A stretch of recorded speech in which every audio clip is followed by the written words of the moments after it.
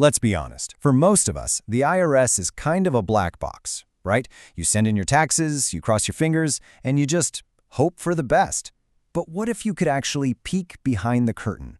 Well, it turns out there's someone whose entire job is to do exactly that, and they publish a report every single year detailing what's going wrong and, more importantly, how to fix it.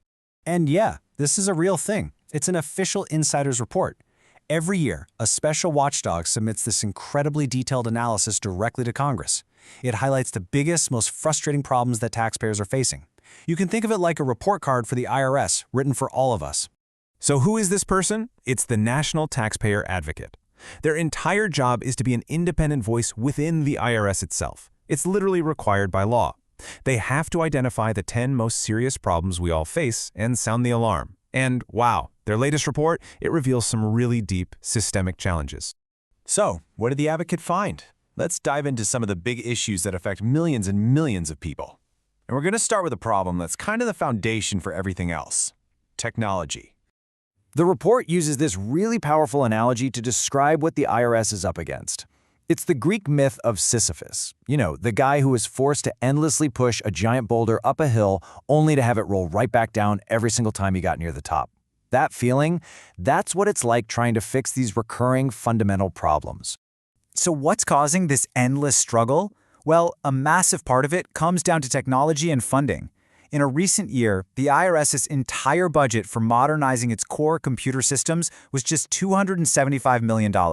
Now, I know that sounds like a lot of money, but believe me, it is a drop in the ocean when you see what other big financial institutions are working with. Get ready for this.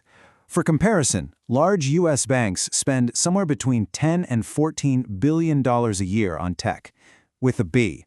The IRS, which serves pretty much every American adult, gets a tiny, tiny fraction of that to upgrade its systems. The resource gap here is just immense. And this isn't just some abstract number. It has real-world consequences. Imagine you get a confusing notice in the mail. So you call the IRS for help, right? But the employee on the other end of the line, they literally can't even see the document you're looking at. Their systems are so disconnected that this simple task is impossible. It just creates frustration for you and for the person who's trying to help you. This tech deficit also creates huge roadblocks when you're just trying to file your return in the first place.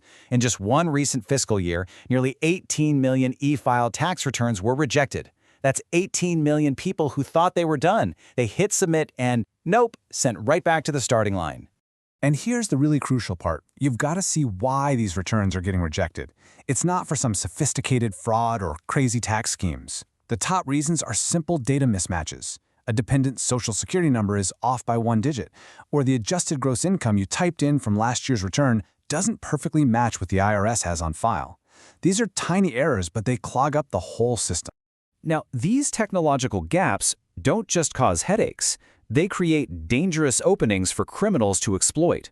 So let's shift gears and look at the very real and very human cost of the scams that take advantage of our tax system. I mean, this is just terrifying. A scammer calls, maybe pretending to be a federal agent. They convince you that your retirement account is compromised, and the only way to protect your life savings is to move it to a new, safe account, an account that, of course, they control. The money is just gone.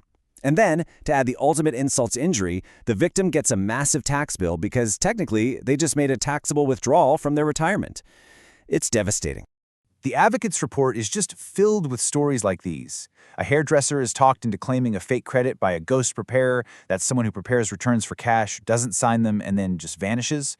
Or a foreign student who is owed a refund, but she just gives up on it because the certified agent she's required to use charges a $2,000 fee she can't possibly afford. These aren't just statistics. They are people's lives getting turned completely upside down. Okay, I know. It all sounds pretty daunting. But the report isn't just about pointing out problems. It's also about empowerment, because as a taxpayer, you have a really powerful set of tools on your side, your fundamental rights. And it all starts right here. You have fundamental rights when you deal with the IRS, 10 of them to be exact. And these aren't just suggestions or guidelines. They are written into federal law as the Taxpayer Bill of Rights. This is your essential shield.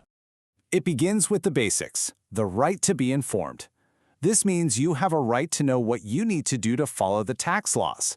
The IRS has to give you clear explanations in all its forms, instructions, and letters. No more confusing jargon, hopefully. And this one is so important. It leads to the power to object.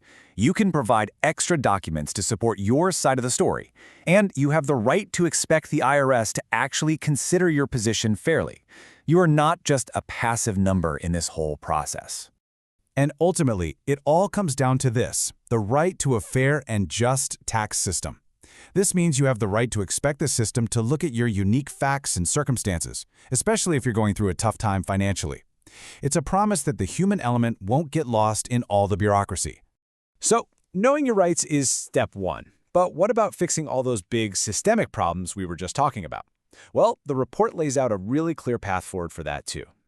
The taxpayer advocate makes several key recommendations. First, and this is the big one, Congress needs to finally fund a real modernization of IRS technology. Second, the IRS needs the authority to regulate all paid tax preparers, to root out those ghosts who prey on people.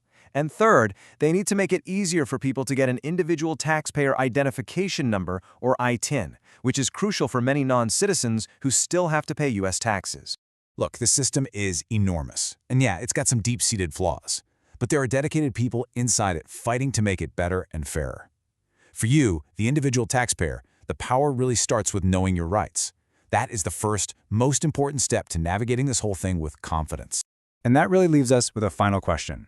The tax system isn't some far-off government agency. It touches our paychecks, our businesses, our families, every part of our lives. So seeing the challenges it faces, we really have to ask ourselves, are we investing enough to make it work? Not just for some of us, but for everyone.